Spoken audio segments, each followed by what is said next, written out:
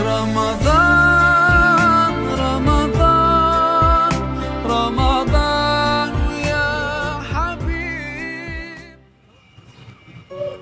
Assalamualaikum warahmatullahi wabarakatuh. Alhamdulillahirabbil alamin. Wassalatu wassalamu ala asrofil anbiya'i wal mursalin wa ala alihi washabihi ajmain.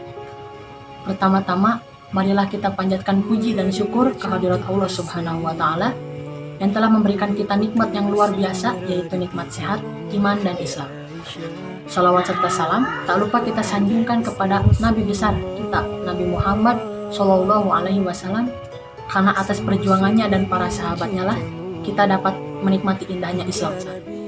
Saya Azrian Dika dari kelas 7 Tahfiz SMP ITA 5 akan menceritakan kisah seorang wanita mulia yang bernama Sayyidah Aisyah radhiyallahu anha. Aisyah merupakan istri Nabi Muhammad Shallallahu Alaihi Wasallam, yang mana Aisyah merupakan istri yang sangat baik. Aisyah merupakan putri dari Abu Bakar bin Utsman dan ibundanya Ummi Ruman. Aisyah merupakan wanita yang berparas cantik dan berkulit putih.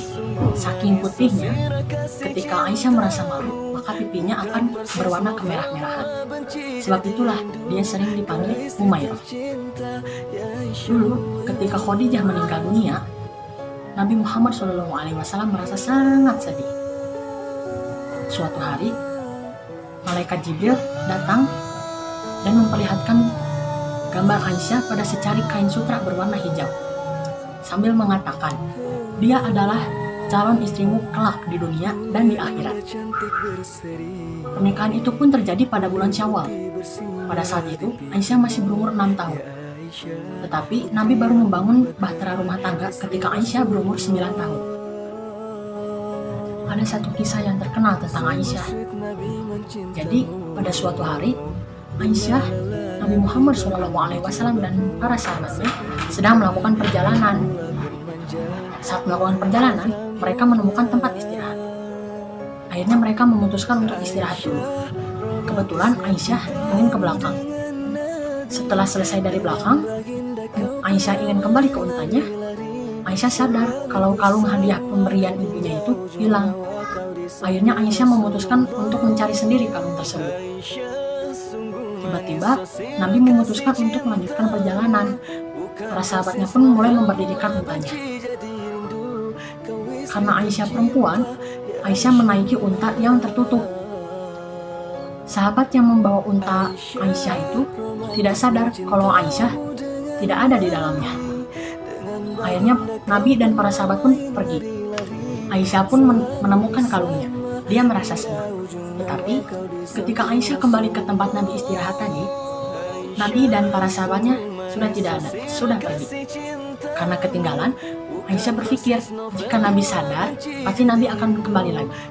Aisyah pun menunggu sambil duduk bersandar di sebuah batu hingga ketiduran. Nabi ketika melakukan perjalanan selalu menempatkan seorang sahabat di belakang untuk menjadi penyisir jalan. Namanya adalah Sofwan. Sofwan adalah cowok yang terkeren di Madinah. Ketika Sofwan sedang menyisir jalan, Sofwan menemukan seorang perempuan sedang duduk bersandar di batu. Ketika Sofwan mendekat dan melihat wajahnya, ternyata itu Aisyah. Sofwan pun langsung mengucap innalillahi wa inna ilaihi raji'un sambil memalingkan wajahnya. Karena ucapannya terlalu keras, Aisyah pun terbangun. Lalu Aisyah menundukkan kepalanya karena malu. Sofwan tidak banyak bertanya. Sofwan langsung menarik untanya lalu diduduki di dekat Aisyah. Lalu Sofwan menjauh dan membelakangi agar Aisyah dapat naik ke untanya dan Sofwan tidak melihat bagaimana Aisyah menaiki untanya. Ketika Aisyah kira-kira sudah naik ke atas unta, Sofwan pun datang, langsung menarik tali untanya dan jalan. Sepanjang perjalanan, Sofwan tidak pernah sekalipun menoleh ke arah Aisyah, apalagi mengajaknya ngobrol. Diam aja terus sepanjang perjalanan, sampai akhirnya mereka tiba di Madinah. Ketika Sofwan dan Aisyah sampai ke Madinah, ada orang-orang Yahudi yang sedang nongkrong. Ketika orang Yahudi melihat Aisyah dan Sofwan dari kejauhan, mereka langsung diam. Yang asalnya ribut dan ricuh menjadi diam.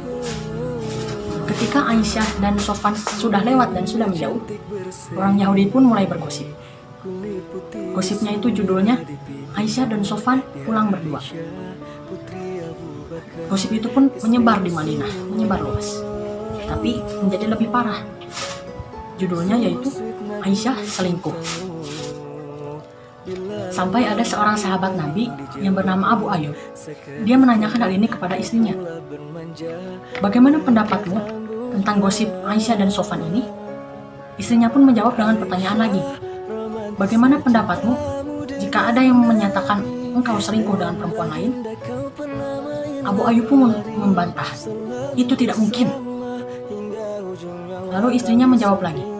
Sesungguhnya Sofwan lebih soleh daripada engkau.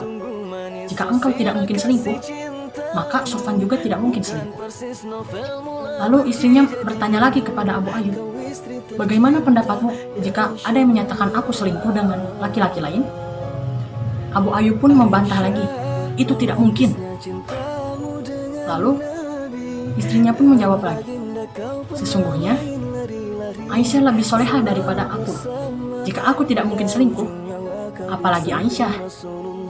Nah, seperti itulah cara menghadapi gosip yang benar, yaitu husnuzon. Lalu berita itu pun sampai kepada Nabi. Akhirnya Nabi pun menanyakan hal ini kepada Aisyah. Aisyah pun menjawab, jika aku berkata berita ini bohong, mungkin Nabi tidak akan percaya. Padahal sebenarnya berita ini memang bohong. Jika aku mengatakan berita ini benar, sesungguhnya Allah Maha tahu bahwa berita ini tidak benar. Maka aku tidak akan membela diri. Aku hanya akan berbicara kepada Allah saja.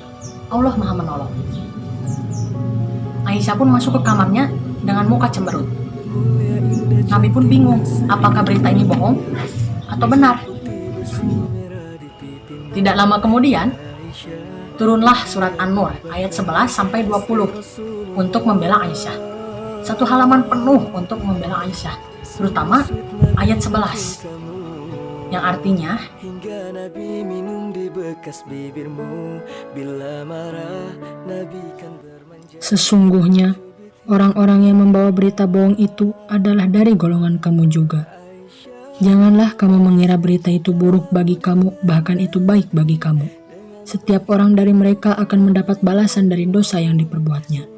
Dan barang siapa di antara mereka yang mengambil bagian terbesar dari dosa yang diperbuatnya, dia mendapat azab yang besar pula. Nah, ternyata yang menyebarkan gosip itu bisa umat muslim sendiri. Umat Yahudi, kaum Yahudi cuman memunculkannya saja. Umat Islam yang menyebarluaskannya. Akhirnya Nabi pun segera memanggil para sahabatnya untuk berkumpul. Dan Nabi pun membacakannya.